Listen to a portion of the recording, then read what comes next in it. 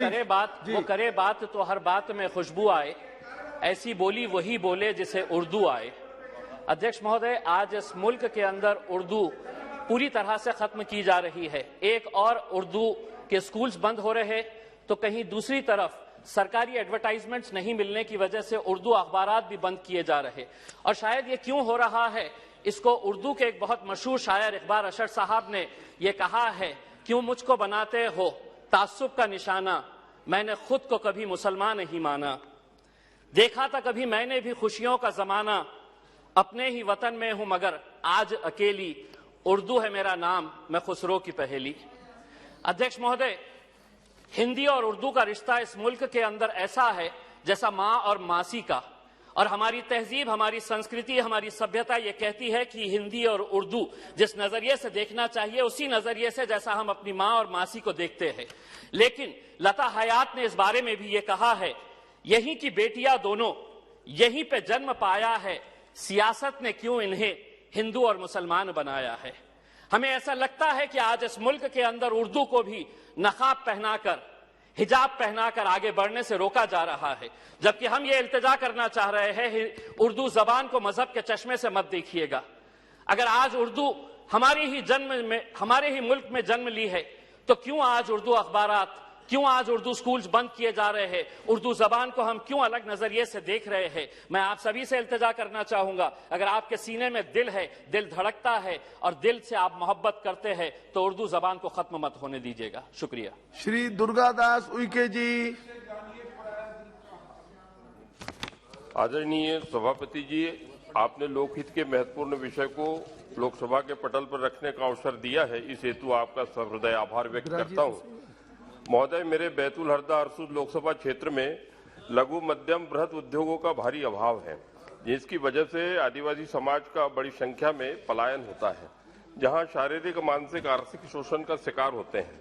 माननीय सभापति जी, मेरे क्षेत्र में तेंदुपत्ता, महुआ, अचार, गुठली, कीमती इमारती लकड़ियां, आंवला, बेहड़ा, हर्रा, मुस्लिम प्रचुर मात्रा में दुर्लभ वन वस्तुएं उत्पन्न होती हैं। प्रचुर मात्रा में कच्चा माल हमारे यहाँ होता है, जिसे औने पौने दाम में खरीदार खरीदकर बड़े महानगरों में बेचते हैं।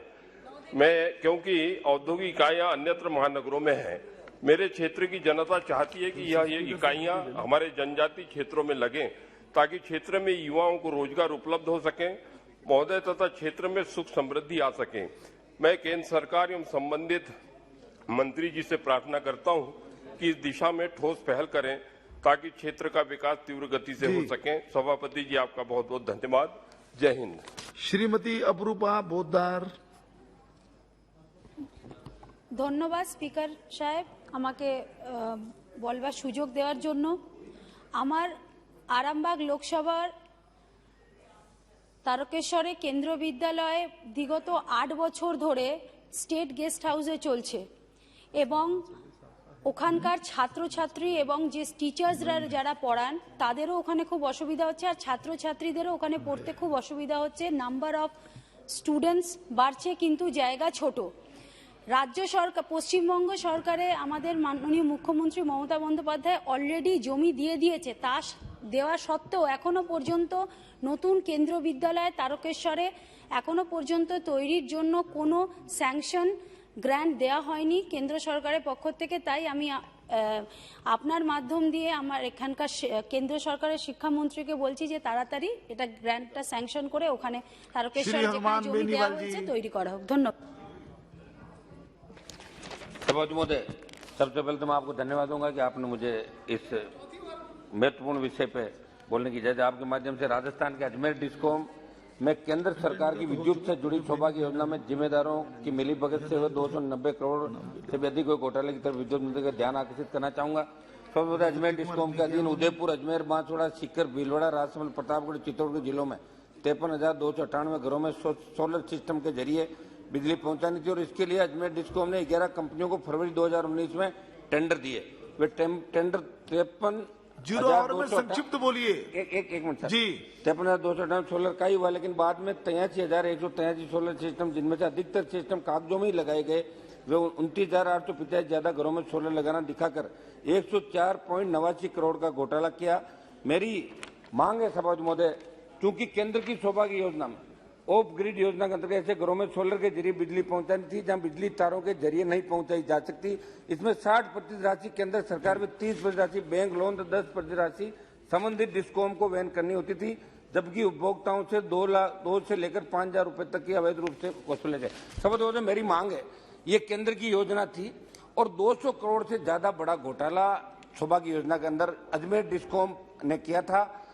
इसके अंदर आप एफआईआर करें, केंद्र सरकार सीबीआई एफआईआर करे, सीबीआई जांच हो, इस घोटाले के अंदर जो भी दोषी है उस सलाखों के पीछे हो। बहुत बड़ा घोटाला राजस्थान के अंदर केंद्र की योजना के साथ। हसनैन मसूदी जी।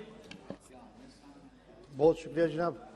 जनाब, जम्मू कश्मीर सरकार ने कुछ महीने पहले कई हजार क्लास 4 असामियां मुश्तहर की, सिलेक्शन लिस्ट बन गई और सिलेक्शन के बाद ये फैसला हुआ कि ग्रेजुएट जो सिलेक्टीज हैं उनको अपॉइंट न किया जाए बल्कि उनको बाहर रखा जाएगा। लेकिन उसके बाद मेरी सूचना है कि कोई 1800 के करीब ग्रेजुएट जो सिलेक्टीज थे उनको अपॉइंट किया गया।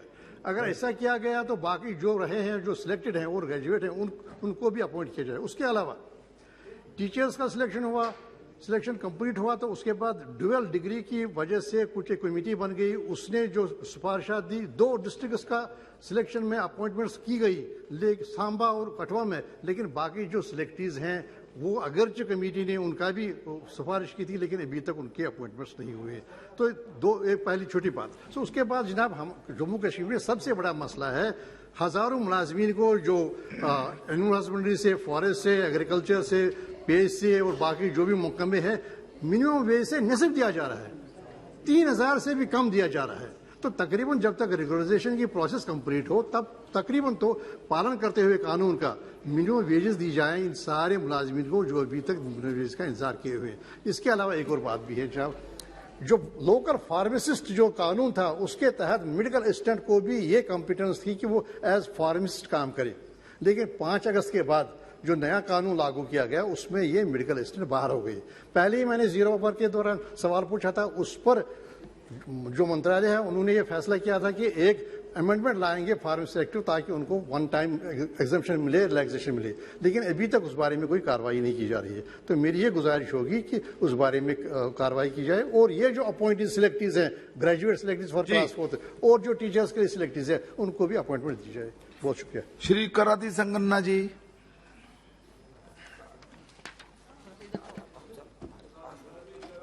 Sir, respected Speaker, sir, establishment of EMRS in Koppal constituency, sir.